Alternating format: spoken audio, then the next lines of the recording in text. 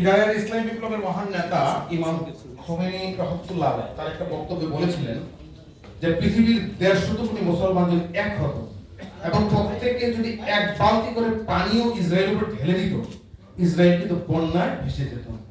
তো তার এই কথার মধ্যে রয়েছে এক সিন্ধুর গভীরতা। কিন্তু আমাদের দুঃখ হচ্ছে সেটাই যে আমাদের তার এই বক্তব্য উপলব্ধি করতে পারেনি মুসলিম বিশ্ব। ফিলিস্তিনের পবিত্র কুদস নগরী এবং গাজার নির্মম হত্যাকাণ্ড এবং মুসলিম জনতার উপর ভয়াবহ নিপীড়ন সহ দেশে বিদেশে যে মানবিক বিপর্যয়, এর প্রতিবাদে আমার একটি কবিতার শিরোনাম মুসলমানেরাও মানুষ। বোমার আঘাতে ভগ্ন বাড়ির শীর্ষে উঠছে স্বদেশের পতাকা। ভাঙা দেওয়ালের শীত ধরে দাঁড়িয়ে আছে পিতৃহীন এক শিশু। হাসপাতালের বেডে এতিম শিশুর চিৎকার। পরিবারের সবাইকে হারিয়ে ধ্বংসস্তূপের উপর বসে আছে এক মা। তার নিথর পাথর চোখে শুধুই হাহাকার। অসহায় শিশু কিশোর, তরুণীর আত্মচিৎকার আর পুত্রহারা পিতার আহাজারি।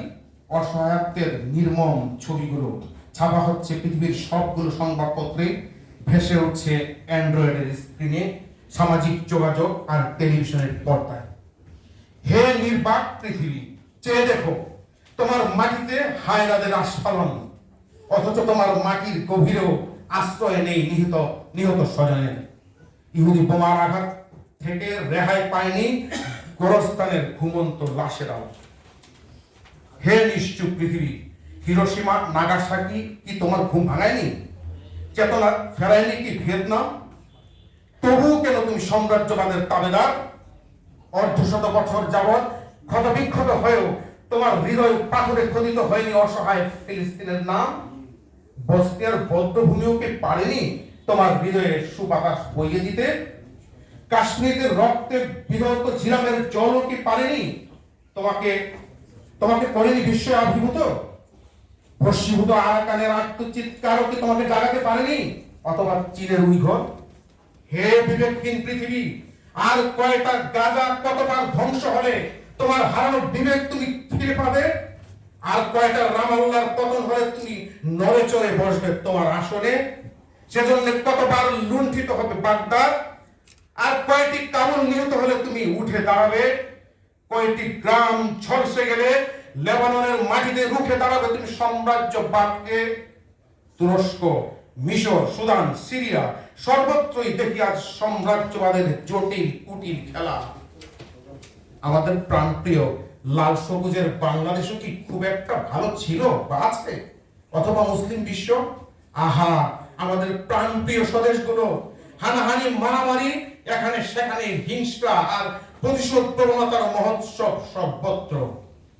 সীমান্ত সন্ত্রাস আর বিদ্বেষের কাঁটাতারে বিবর্ণ পতাকার মধ্যে ফেলানির লাশ, রাজনৈতিক মতাদর্শগত সাম্প্রদায়িকতা আর পারস্পরিক হিংস্রতার করাল গ্রাসে এদেশে সেদেশে গোগ্রাসে গিলে খাচ্ছে বিবেকের উর্বর জমিন। কখনো কখনো স্বদেশী মুসলিম পুলিশ হয়ে ওঠে ইহুদি পুলিশ, নির্বিচারের রাইফেল তাক করে স্বদেশীর বুক বরাবর। গুম, খুন, সন্ত্রাস আর পরমত ধ্বংসের উন্মত্ততায় ছিন্ন ভিন্ন হয় মত প্রকাশের স্বাধীনতার চেতনার সামিয়ানা এ সময়ে সে সময়ে। মুসলিম বিশ্বে চলছে ডিভাইড এন্ড রুলড, কাতার দিয়ে কাটা তোলার কসরত। মুসলিম নামধারী সন্ত্রাসী বোমাবাজ, তাকফিরি ধোঁকাবাজ, মুসলমানদের রক্তে লাল অজস্র কারবালা, হাজারো বছরের ঐতিহ্য স্থাপনার প্রাচীন কীর্তি ধুলায় মিশিয়ে সৌদ মিনার মাজার ঘুরিয়ে গড়তে চাচ্ছে আহাম্মকের স্বর্গরাজ্য।